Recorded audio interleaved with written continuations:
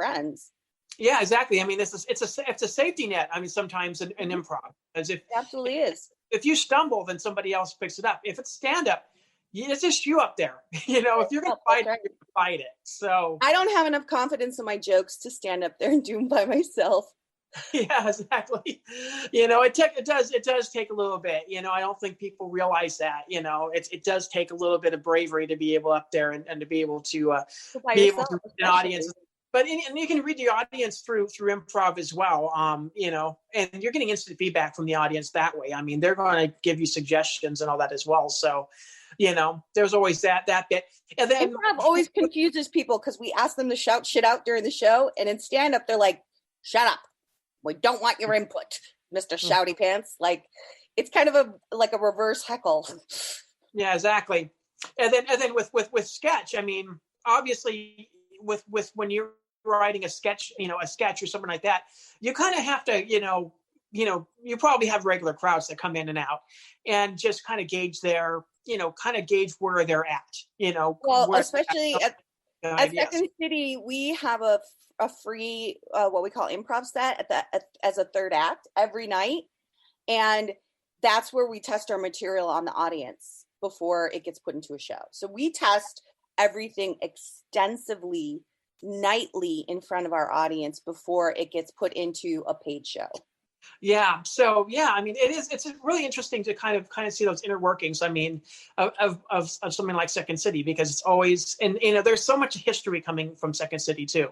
Like I said, some of the best talent, comedic talent that we've seen on television, some of the most famous people that we've seen on there have cut their teeth at Second City before they became huge stars and went on to Saturday Night Live or went off to become great, some of the best stand-ups in the world, or or becoming a big Hollywood actors. Come to think of it too, yeah. It's just Alan Arkin and Catherine O'Hara, like these amazing actors as well. Yeah, exactly. And the Belushi brothers, obviously. Mm-hmm. I mean, yeah, it's amazing just to see how much talent's out of Chicago as well. And I mean, when you think comedy, you kind of almost think New York and Los Angeles, but sometimes you do forget that Chicago has a huge scene. Toronto has a huge scene. So, it's great. And it's great to have, those, these institutions like Second City to be able to do that as well. Switching kind of here in a bit. You have improv classes and Second City.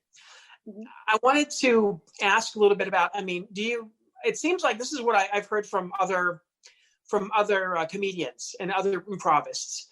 There's a lot of times when they have businessmen or business people that do come into improv classes, and it helps out in terms of their speaking and to be able to be a little bit more comfortable in front of people. Do you get a lot of that over at Second City? That's how I met my husband. My husband's a senior software developer, and he wanted to meet people, and he wanted to learn to be better at public speaking and communicating. And he took improv classes at Second City, and that's where we met. I was taking improv classes, so I wanted to be a comedian, and we were in the same class.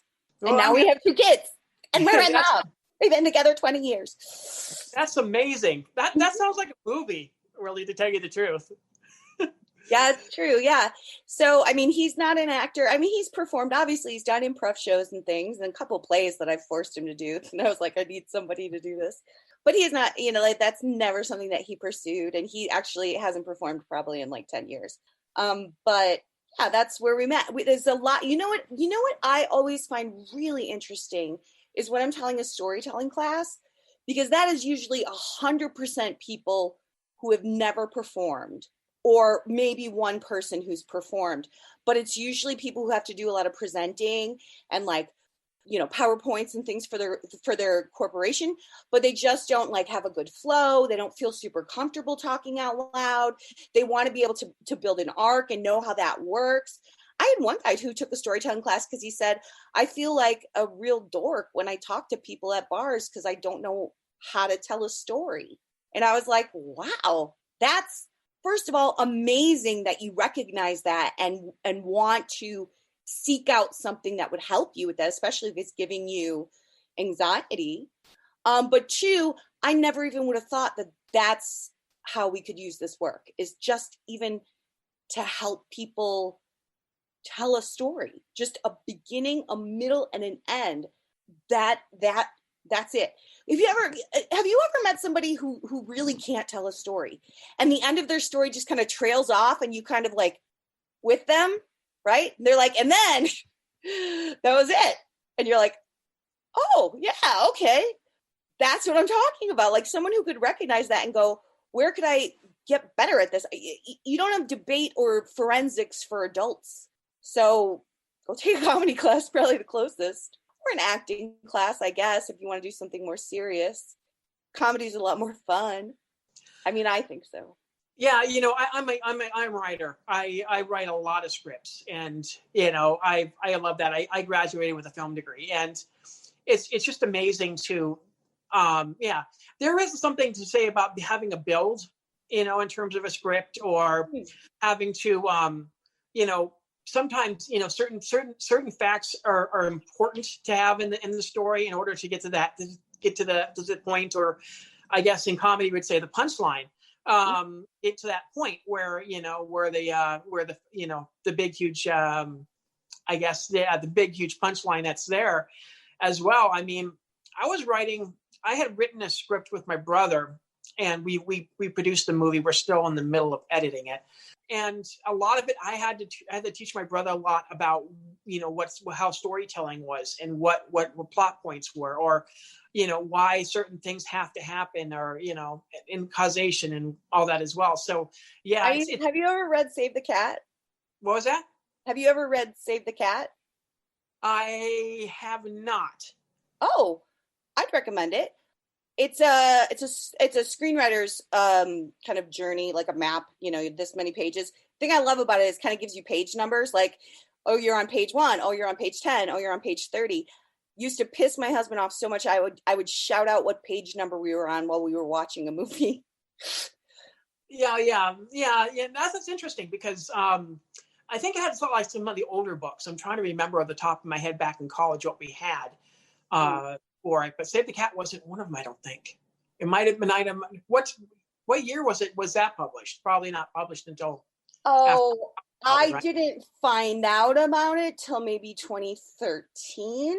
Mm-hmm. It's probably when I found out about Save the Cat. It's basically what we teach at Second City. We do a 5-point scene structure, and it's basically Save the Cat. Like it's that's on a screenplay. A 90-page, 120-page screenplay where we do 5 points in 5 pages for a sketch. But it's basically the same thing. It's just mapping out, like, this is when this point happens, this is when this point happens, and giving you a very clear outline of, like, where you're going. This is the moment where the hero decides he can no longer go back to the beginning and he has to move on.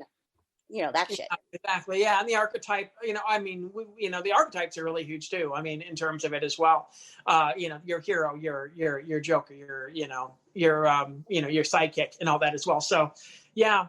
I mean, I loved my screenwriting class back in college. I mean, I fell in love with it. I could understand how everything's kind of going. So, if anything, what this pandemic has done is given me time to write. I always said, I have all these ideas. I want to start writing things down, but I don't have time. I'm working, I'm doing this, I'm doing that. And finally we're not doing anything. So might as well kind of write, has that been the same thing with you? I mean, have you been doing any writing in your off time? I'm actually pretty busy with work, actually. I've been getting a lot of work lately. I just finished 2 weeks ago. I wrote a corporate script for Kevin Pollak to do some voices on. And now, what am I working on this week? This week, I'm working on a new animated series on Instagram for a weed company. So I was working on that with the animator earlier today. Can you repeat that? Yeah, we froze. Oh, sorry. Oh, yeah. I said I'm actually pretty busy right now with writing projects. Like 2 weeks ago, I wrote a corporate script for Kevin Pollak to do some voices on. And then like this week, I'm working on an original animated series for Instagram for this weed company. So I was working with the animator earlier today on that.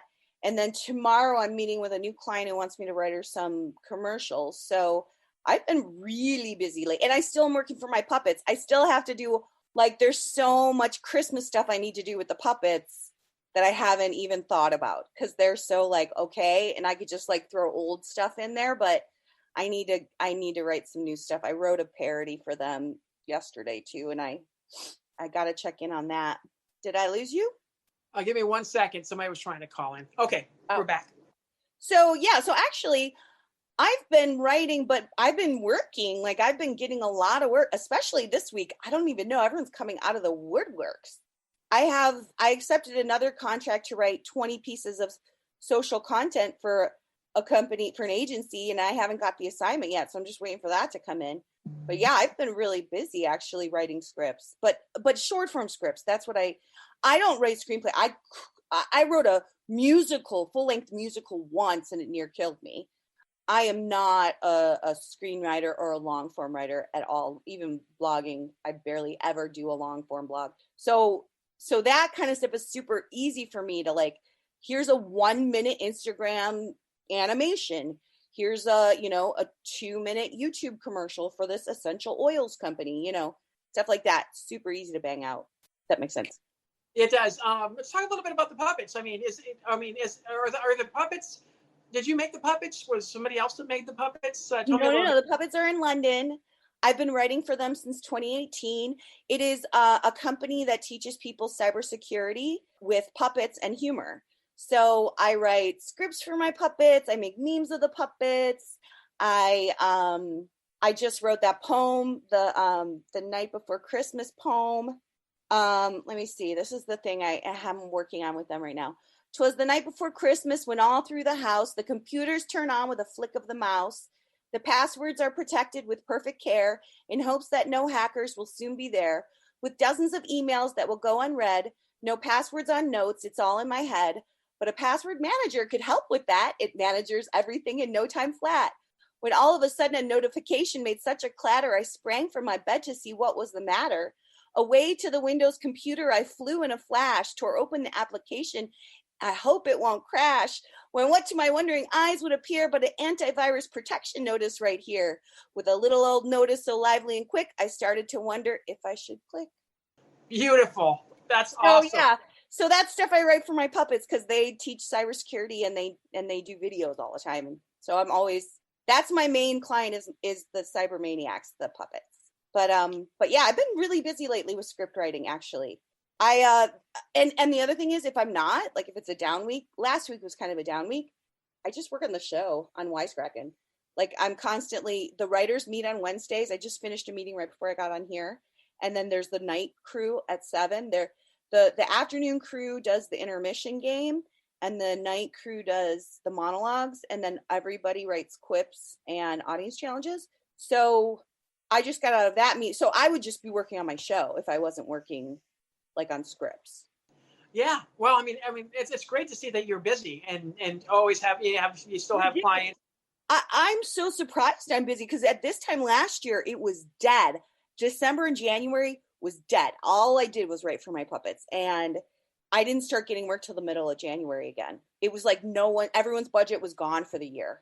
But I guess because everyone hasn't been doing anything, there's a whole shit ton of money we got to spend for the end of the year for a new budget. So I don't know. I'm really fucking busy all of a sudden. Now, do your kids have any inkling of wanting to do any acting or improv or comedy or anything like that? Yeah, my baby does. She's 9. She is a micro influencer on TikTok.